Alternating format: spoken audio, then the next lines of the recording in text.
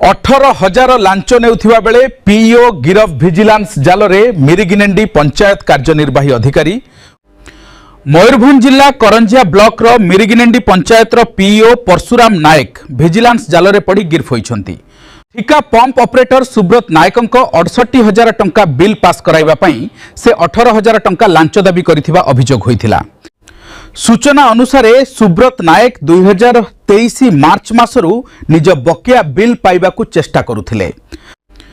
करंजिया बीडीओंक निर्देश सत्ते पीओ परशुराम नायक तांकू विभिन्न उपाय रे हैरान करुथिबा अभियोग आसीथिला। शेषरे बिल अर्थ मुक्ति पई 18,000 टंका लांच देबाकू कुहा जाइथिला।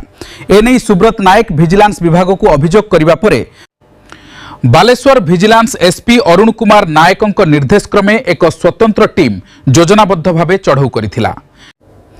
आज ताटो निकटरे परशुराम नायक लांच टंका नेउथिबा समय रे बारिपदा विजिलेंस थाना अधिकारी विकास रंजन स्वाई, केन्दुझर विजिलेंस थाना अधिकारी उल्लपी बेहरा, एसआई सुशांत कुमार सेठी, एएसआई ललित कुमार राउत और ध्रुवेन्द्र पात्रंक समेत टीम तांकू हाते हाते धरिथिला।